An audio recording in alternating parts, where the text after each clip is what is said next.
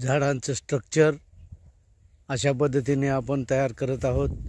रचना organic Nagpur या ठिकाणी पाहू शकता।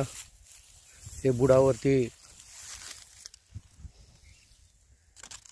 हे 1 2 आणि 3 फांट्या, या ठिकाणून 2 फांट्या, या ठिकाणून 2 फांट्या, या ठिकाणून 2 फांट्या, या ठिकाणी आता थोडं पुढे घेतलं याला आणि या ठिकाणी याचा काप घेतलेला आहे आणि हे अशा प्रकारचं आता स्ट्रक्चर झाडाचं आपण तयार करत आहोत।